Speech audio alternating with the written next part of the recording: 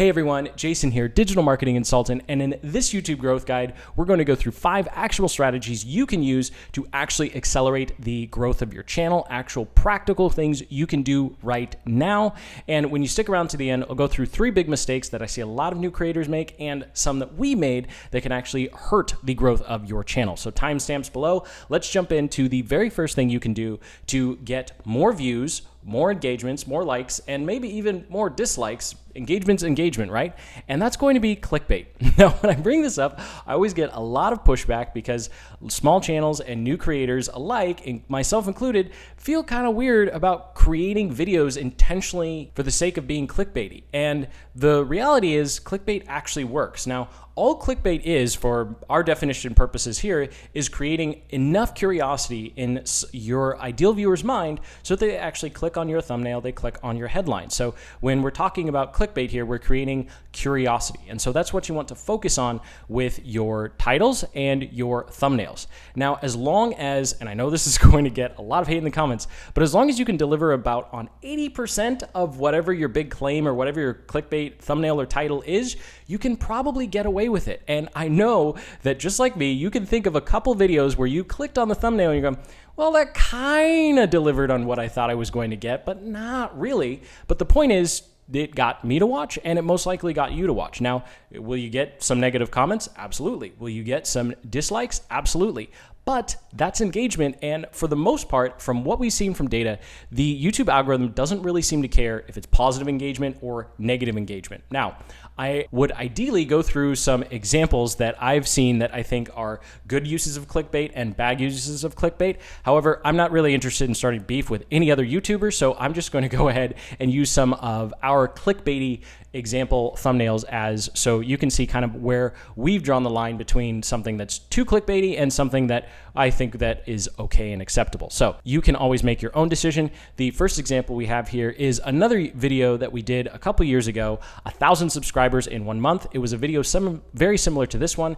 And while we did get 1,000 subscribers in 1 month, as you know, it does take a lot of work to get to the point where you're getting 1,000 subscribers consistently in 1 month. So we were able to prove that we did it with the channel that we were talking about in that particular video and that it was consistently happening and still is. But of course, there's a tremendous amount of work that goes into that. And so, yes, we delivered on the big claim of 1,000 subscribers per month, but it did come across as a little disingenuous because of the amount of work someone would have to do to get to that particular point. And even though it was a 10-minute video, we explained how we did it. It would take someone else 3 to 6 months, ideally, to get to that point as well. And so that's why I would consider this on the clickbaity side of things.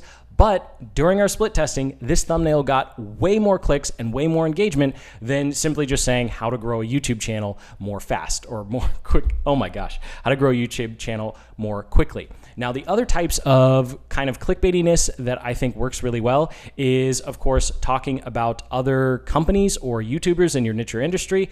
I'm not going to touch that with a 10-foot pole, but I will touch the software part of things because we've done a lot of reviews of services and software. So here's an example where we just went through 5 different types of Fiverr gigs that we thought were really, really bad for small business owners. And we've also done similar things reviewing different types of email marketing software or funnel building software. And just a little tip, if you're doing any sort of reviews, we found that actually splitting up the positive and the negative, actually the negative reviews, anything about warning or scam, always does better than the top 5 reasons that you should use Fiverr or you should use one of these software solutions. Do I get comments people who are really upset that I split them up in 2? Absolutely. But after 3 years, we found that the engagement is so high, it's worth those 5 or 10 people every couple months that just absolutely hate us for splitting the reviews in half. So I'm not saying to blatantly lie in your headlines, but definitely focusing on a little bit of sensationalism. And of course, anything negative is going to get you a lot more attention. And I am just being straight up and honest with you about what we have seen has actually worked. Obviously, you can take this too far. Obviously, you've seen channels that take it too far, but it's your channel. You're the creator. It's up to you to decide where that line is, and you draw that line and you hold to it. Don't let other people tell you where the line should or should not be.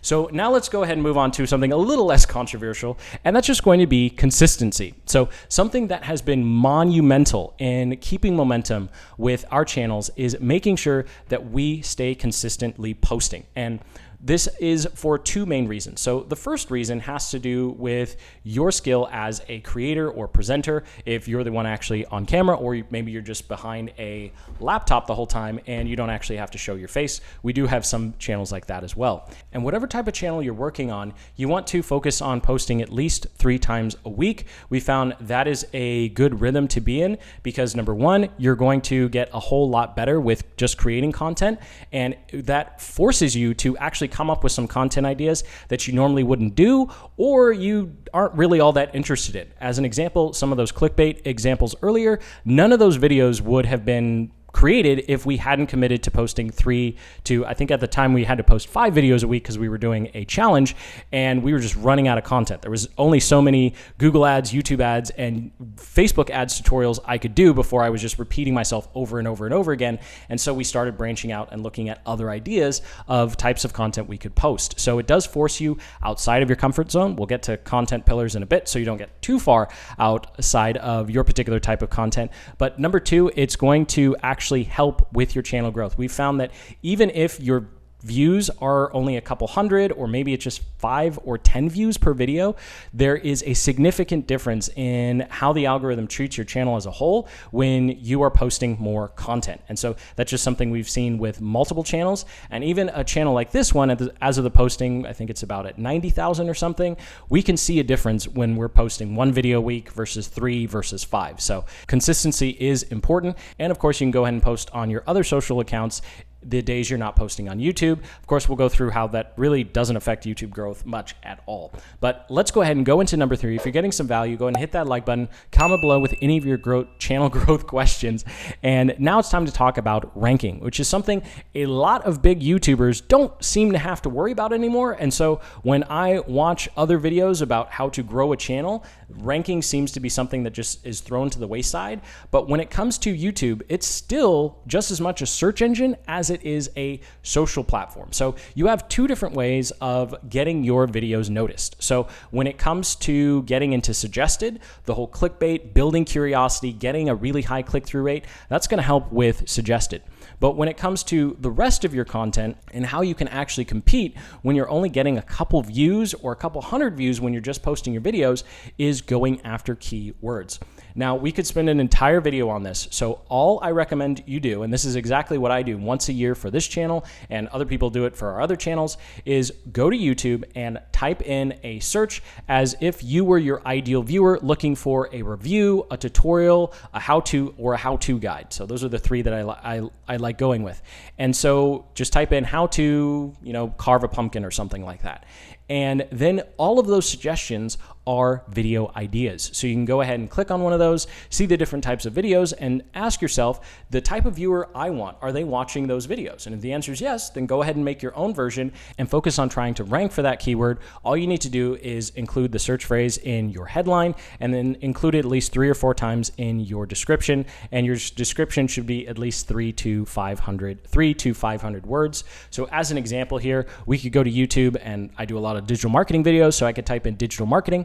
And then as you can see, we have tutorial, we have course, strategy, agency for beginners. It says Philippines because that's where I'm currently am right now. Interview questions, tutorial. And so each one of those represents a video topic that you can go for and you can rank for. And when it comes to ranking, as a small channel, you can compete with the bigger channels in your niche or industry. Now, if the top 5 all have over 1 million views, then you probably want to move on to something else. But if you see videos that with less than 100K views in the top 5 search results, you're going to be able to compete and rank there. And TubeBuddy is a nice tool to help you come up with some of those ideas a little faster, because it can help give you all of the different recommended searches, and you can just copy and paste them into a clipboard as opposed to having to type it in over and over again.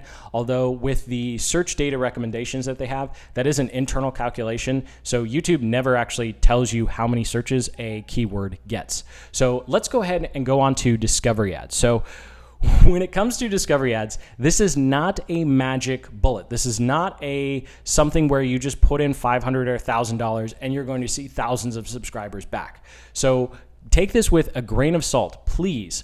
When it comes to discovery ads, and we'll talk about paying for views and the problem with that in a moment, but when it comes to discovery ads, it is a fantastic way, once you have 5 to 10 videos, doesn't matter how many subscribers, once you have 5 to 10 videos on your channel, it is a fantastic way to start finding your ideal audience and start getting some more information on how your thumbnails are performing, how your headlines are performing, and how your audience retention is performing.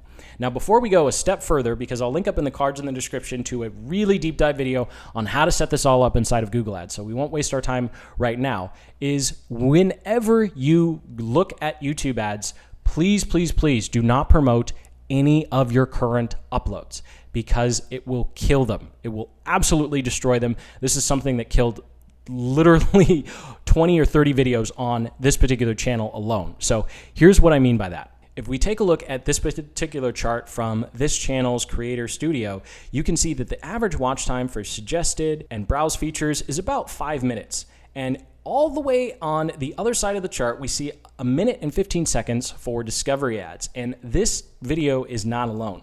This next one, you can see the average watch time is about 4.5 minutes maybe.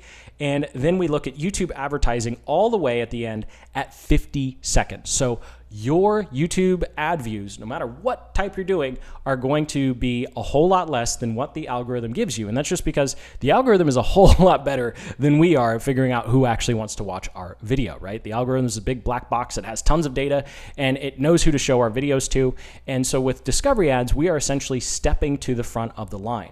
So what you can do with discovery ads, as an example here, you can target people who are interested in a specific topic. In this particular example, we see typing in content marketing tips, one of our content marketing videos shows up at the top. Now, could we rank for this organically? Eventually, yes, but we're a small channel compared to some of the other ones that are already ranking. And for just 2 to 3 cents per view, we can jump to the top of the list. So when someone searches for content marketing, we show up at the top. The best way to use YouTube discovery ads is targeting other channels, because that way you know that you're targeting the same type of audience that you want to go after. Things like keywords, affinity, and in-market audiences are a little harder to deal with, but I won't get too bogged down with that. Link in the cards in the description to a full-blown tutorial on how to use YouTube discovery ads to help grow your channel. And again, this is a supplement. It's not a magic bullet that's going to launch your channel into the stratosphere, and it will take a while to get your cost per subscriber under $1. It does take quite a bit of time, but you're going to get a lot of good data a lot faster than if you just waited to post organically. Now, the final one on our list, number 5, before we go into those 3 big mistakes, is going to be content pillars. And this is choosing your big overarching topics. And so when it comes to growing your channel, you don't want to just talk about one thing, but you also don't want to talk about 12 different things, right? And so what content pillars allow you to do is choose your 3 to 5 big topics that you are going to focus on. So as an example, for this channel, we focus on productivity, specifically for entrepreneurs. We do digital marketing videos and content marketing videos similar to this one, and then software reviews, right? So even though we are all about digital marketing and entrepreneurship, it wouldn't make sense for us to start talking about Amazon FBA or drop shipping, because that has nothing to do with our actual core content pillars. And so content pillars give you a lot of clarity on where you're going to focus, but it also allows you to take a much deeper dive into those particular topics. And so when you are done with all the surface level ideas that you have, you're going to be forced to dig deeper and deeper into other things that you can talk about within those pillars. So it helps bring clarity, but it also forces you to go deeper into a topic, will allow you to start coming up with video ideas that other channels that are just stuck at the surface level aren't coming up with, and it's a great way to help you stand out. So I hope you got some value out of those 5. Now I'm going to quickly go through 3 big mistakes that I see a lot of other creators make, and a couple that we've made. So number 1, commenting on other people's YouTube channels to try and get subscribers to come to your channel is a complete waste of time. Now, obviously, I can't prove this statistically, but I can say I've seen it so many times on other people's channels, and I've seen it so many times on this channel. As soon as you link to your own channel, it doesn't matter if you wrote 3 paragraphs, everybody knows you're just trying to promote yourself, and it is an utter waste of time. You might as well take that time, because you have limited time, right? So all that time someone would be spending commenting on other videos, they could be spending on improving their video quality. They could spend on actually making more videos or analyzing their data. There's so many higher value tasks that we as creators can do than commenting on other people's channels, hoping that someone will click through on that comment and come to ours. So big mistake number 2 is going to be paying for views. Now, paying for views when you go to Fiverr or some other sort of service or using YouTube discovery ads are 2 completely different things. YouTube discovery ads is giving you real people, and it's not against YouTube's terms of service. Anything outside of YouTube discovery ads that says it's going to give you views is 99.9% likely against YouTube's terms of service. YouTube knows what fake views look like, and just like I showed with the discovery ads videos that we ran, it can kill your video. I cannot tell you how many hundreds of dollars we wasted, and I think 3 or 4 videos we learned pretty quick, and specifically with Fiverr and some other services that claimed they were giving us real views and claimed that they were using advertising and getting actual people to click through to YouTube, and it was all bunk. So if you can find a service that legitimately gives you real views, awesome. But 99.9% of them out there, even if they say they're real, even if you contact them and say, are these real people? Are these real people? And they'll come back and say, yeah, they're real people. They're just, they're being paid a couple cents to watch 90 seconds of your video, and it's part of some gaming system in another country, and it's really good money for them. It's all BS. It really is. It's just a bunch of robots. You're going to be much better off spending your money, improving your camera equipment, hiring someone to help you with the editing or production process, or just throwing it at discovery ads and actually getting some real world data on how your videos actually do with real people and not robots. So I'll get off that soapbox. The last one here is using Facebook, LinkedIn, or Quora doesn't have groups, but Facebook or LinkedIn groups, trying to drive traffic off of those platforms back to YouTube. It's an extremely outdated strategy that just does not work. And just like commenting on other people's channels, it really is not a good use of a creator's time. There's so many other more valuable things that we could do with our time than trying to just get traffic from one platform over to another. So thank you so much for watching. Sincerely hope you got some value out of this video. You're a lot more clear on some things you can actually do to help grow your channel. Again, link in the cards and the description to a video that goes through how to use YouTube discovery ads and some deeper dive videos on how to actually create different types of content, especially those 3 different types I talked about: the reviews, the decision guide, and of course the tutorials that we found have done really, really well ranking in search. So comment below with your questions or your criticisms. Hit that like button, subscribe for more growth videos just like this one. And until the next, keep building the business you love.